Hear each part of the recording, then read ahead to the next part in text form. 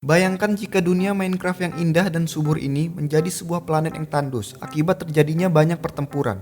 Di video kali ini aku bakalan bertahan hidup selama 100 hari di planet mati Minecraft.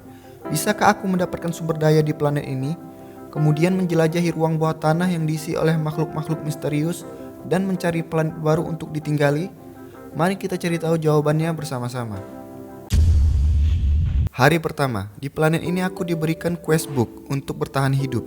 Tugas pertamaku ialah mengumpulkan beberapa wasteland block, dan aku pun mendapatkan banyak item. Kemudian wasteland blocknya ini bisa digunakan untuk membuat cobblestone. Lalu cobblestone-nya aku gunakan untuk membuat crafting table. This is cancer. Kita juga bisa membuat stick. Makhluk pertama yang aku temui di dunia ini adalah tikus yang sangat jelek.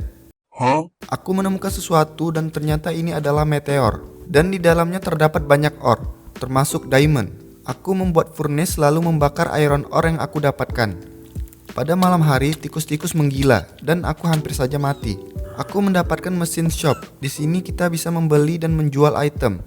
Hal yang menarik perhatianku ialah di sini menjual senjata. Aku membelinya dan aku gunakan untuk membunuh tikus-tikus jelek ini.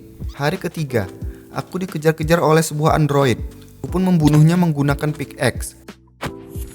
Setelah itu aku membuat full iron armor. Ketika sedang mining, aku menemukan sebuah meteor chest. Di dalam sini terdapat beberapa item yang berguna. Salah satunya ialah overworldian matter. Hari keempat, aku melanjutkan perjalanan untuk mencari tempat yang bagus untuk ditinggali. Hari kelima, aku menemukan beberapa struktur bangunan. Dan ternyata ini adalah sebuah laboratorium bawah tanah. Aku pun memutuskan untuk tinggal di tempat ini. Hari ke-6, aku menemukan meteor chest yang berisikan bird sapling dan helix matter. Ini juga merupakan item yang sangat berguna. Hari ke-7, aku membuat tanah menggunakan overworldian matter. Kemudian aku menanam bird sapling dan langsung aku boost dengan bone meal. Akhirnya aku bisa mendapatkan kayu. Di hari yang sama, aku menemukan jungle sapling. Hari ke-8, aku menemukan zombie yang tidak terbakar di siang hari. Kemudian aku mengambil leaf untuk bahan membuat grass block. Dan grass blocknya aku gunakan untuk mendapatkan seed. Setelah itu aku membuat water bucket menggunakan kaktus untuk menyelesaikan quest. Hari ke-9 aku membuat farm kecil-kecilan. Malam harinya aku memberanikan diri untuk masuk ke dalam laboratorium bawah tanah. Aku meminum super energy drink. Di dalam sini terdapat banyak chest dan juga spawner. Ada juga android yang menggunakan senjata plasma, zombie yang memakai jaket motor, dan cyber zombie. Hari ke-11 terjadi hujan. Hari ini aku farming kayu. Setelah itu aku kembali menjelajahi laboratorium. Hari ke-13 aku mendapatkan kacamata yang dipakai oleh zombie. Terlihat tampan dan berani. Yes, sir. Tak jarang di laboratorium ini aku menemukan zombie villager. Akhirnya aku berhasil mengumpulkan string yang cukup untuk membuat kasur. Dan aku pun bisa tidur dengan lelap. Hari ke-16 aku menemukan super sapling dan dark oak sapling. Lalu aku membuat lava menggunakan helix matter untuk menyelesaikan quest. Aku membuat banyak mesin seperti iron furnace, coal generator, circuit fabricator, dan kompresor. Dengan kompresor ini kita bisa membuat gravel, sand, dan clay. Di malam hari ketika aku selesai mining, ada android di dalam rumahku. Hello there. Hari ke-21 aku membuat jendela agar aku bisa melihat keadaan di luar. Hari ke-22 aku menemukan sebuah pohon yang berbentuk kotak dan juga sebuah chest. Ternyata di planet ini terdapat sebuah pohon walaupun bentuknya aneh. Hari ke-23 aku melihat pohon suprus dan jungleku sudah tumbuh besar. Kemudian aku menemukan chest yang berisikan acacia sapling. Setelah itu aku mengganti seluruh iron armor dengan osmium. Aku menjual banyak gold untuk mendapatkan banyak uang. Akhirnya aku bisa membeli minigun. Hari ke-25 aku kembali menjelajahi laboratorium. Aku meminum minuman yang bernama Romulan Ale yang aku temukan di sini, dan ini membuatku mabuk. Aku menemukan beberapa senjata plasma, namun tidak ada amunisinya. Lalu aku kaget melihat creeper dengan bentuk yang menyeramkan. Kemudian aku mengenchant pedang dengan fire aspect dan juga mendapatkan beberapa armor yang sudah di-enchant. Setelah itu aku menemukan enchantment book yang cukup OP. Sepertinya hari ke-33 aku melihat ada banyak cyber creeper yang nge-spawn. Aku juga telah menghancurkan semua spawner di laboratorium ini. Keberadaan Cyber Creeper saja sudah cukup merepotkan, malah kali ini dia menunggangi robot T-Rex. Tidak sampai di situ, robot T-Rex tidak mempan terhadap minigun, dan aku benar-benar nyaris saja mati. Aku coba untuk membasmi mereka semua, namun mereka terus-menerus nge-spawn. Hari ke-40, karena uangku sudah habis untuk membeli amunisi, aku pun kembali mining untuk mengumpulkan ore yang bisa dijual.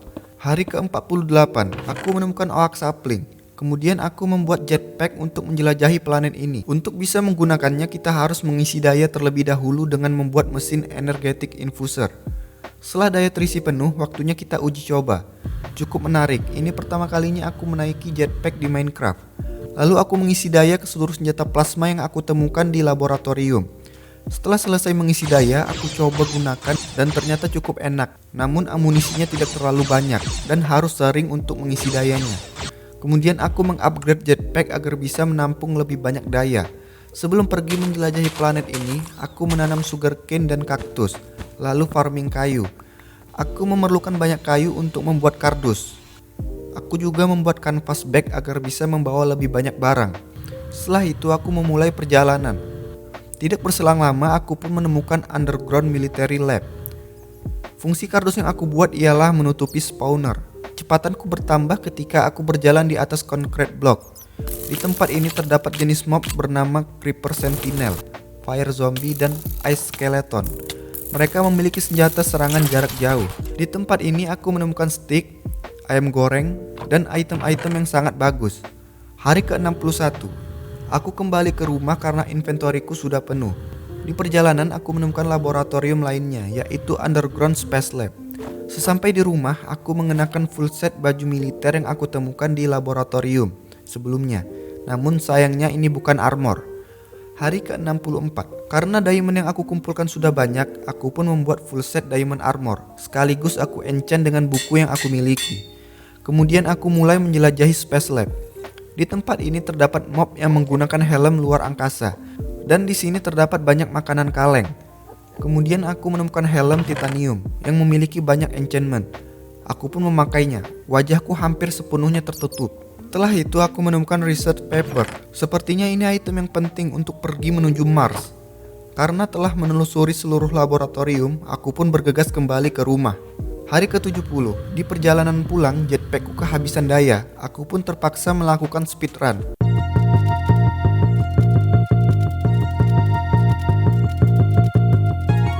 Sesampai di rumah, aku merapikan inventory dan mengisi daya jetpack untuk segera mencari laboratorium bawah tanah berikutnya.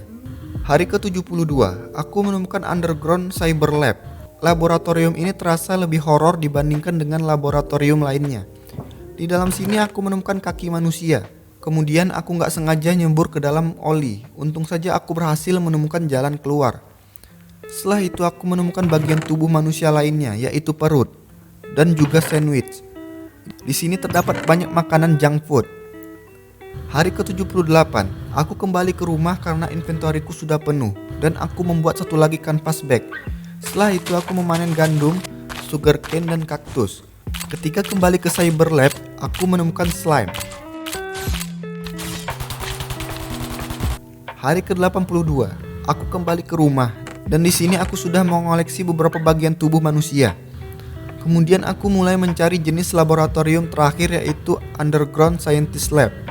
Setelah beberapa hari mencari dan tidak membuahkan hasil, aku pun memutuskan untuk membuat rumah yang lebih besar dan bagus.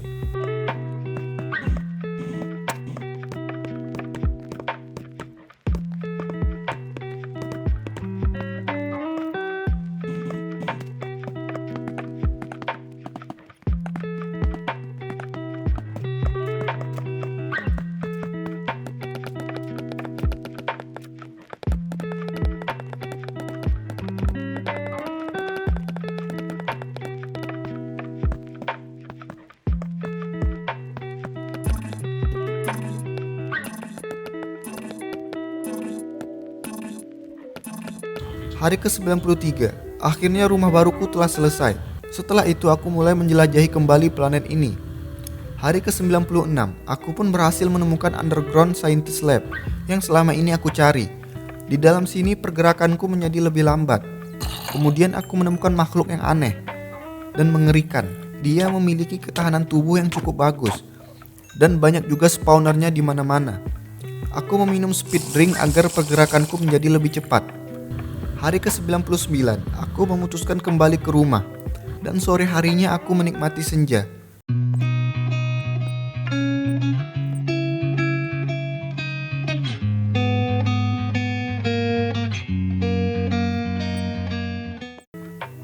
Hari ke-100. Terima kasih teman-teman karena telah menonton video ini sampai habis. Sampai bertemu lagi di video berikutnya.